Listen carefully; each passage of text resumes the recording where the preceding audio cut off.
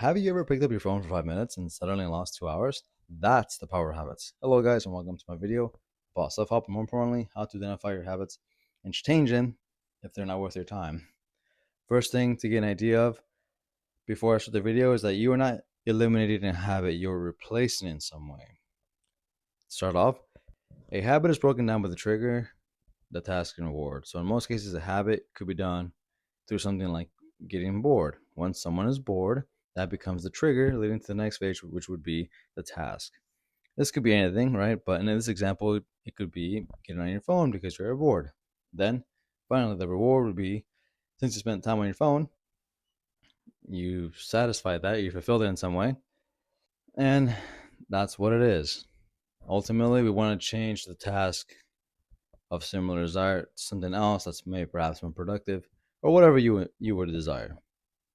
Now that you know what a habit is, you can start looking at your own habits and reflect on them. It's worth noting that not everything in your life has to be optimized to improve your life, or else it would be a very tiring life. The purpose of this reflection is just to get rid of the habits you don't want. So think about the habits you don't like, or perhaps better to say the habits you feel like you want to change, right? A lot of bad habits a lot of bad habits don't start because we're lazy. They start because we're stressed, bored, overwhelmed, or trying to escape discomfort. Once you identify the habits you don't like, we have to identify the trigger. So another example that might help you, you feel like you spend too much time playing games. While you know exactly how you started, you might find yourself a couple hours later and not realize what happened or you felt like time slipped away. This is when you reflect and wonder why you started playing the game, right? You identify the trigger. It could be boredom or perhaps feeling something to do with productivity. It doesn't matter what the trigger is because really what matters is the habit or the task.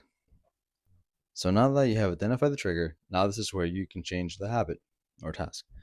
The reward will not change, but more so be fulfilled by something else. If there's anything from this video that I want you to remember is that the most important part of all this, changing the habit, is changing the task because the trigger will stay the same usually, and the reward can just be fulfilled with anything else.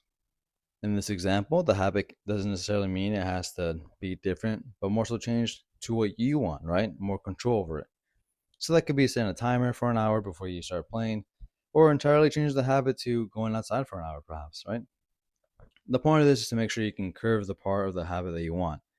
Without identifying the entire process, you cannot really measure it out. If you can't measure it, you can't really change it, right? Now, the hard part is actually committing to it. Building a new habit takes consistency and patience. It may take weeks or even months before it feels natural, right? The whole idea of 21 days is kind of what we stick to, but it may take longer than that, and that's perfectly fine. The key to getting this done is to identify the trigger and stick into the new habit. So it's important to note that you have to do something when you get the original trigger because if you don't fulfill the habit, right, if you feel like you just neglect it, you will overcome it. You will most likely go back to the old habit to satisfy it. So stick to the plan. And if you need to continuously change the habit or the task or tweak it, then do so. That's perfectly fine. Now, since I've been mostly talking about concepts, here are some ways to begin measuring your progress.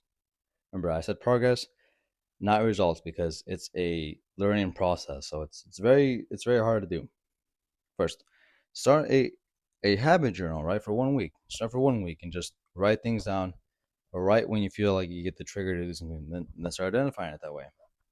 Reduce friction for good habits. Make it easier to get to those good habits, those good rewards, and increase friction for bad habits. Make it harder to get to the things you want, right? Maybe you have a habit of eating chips, and then one way you could curb it is by perhaps making it harder to eat chips because you don't buy them. You don't buy them at all, so you can't eat them in the kitchen. So you change it to maybe eating an apple or something like that, right? That's my personal one actually. Replace all or nothing thinking with small wins because the all or nothing thing, right? It's like, oh, I don't know, 2 day streak, 3 day streak. Once you break that, it feels like you can't go back. That's not how we do things. We live day by day and we just go off that because, again, changing a habit is really hard and not easy. So, this is how the process of changing a habit looks like. Please understand that when you're doing this, it's not going to be perfect, especially when the habit has been there for a long time. Practice is a word you must associate when you do this, or else you would think it has to be perfect, right? A perfect mindset always makes an excuse for anything new. The reality of changing a habit takes a lot of strength and reflecting. Remember, every habit you repeat is changing your future identity. So when you change a habit, you're not just changing your actions, you're changing the person you're becoming. And like I said before, you're not eliminating anything, you're not trying to optimize your life to be efficient. Doing this will just make it a lot harder to make a new habit.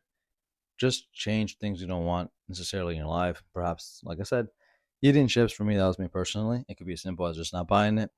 Changing the trigger too is also possible, but a bit harder. But ultimately, the most important part you have to change is the task itself between the trigger and the reward. Because if you can change, let's just say you want to cut back from 2 hours of gaming to an hour and then an hour of reading, then the habit would be, or the task would be, to set a timer when you feel the trigger, and then switch into a book, or perhaps even setting a limit on your gaming console. No, that's possible too. But that's an idea.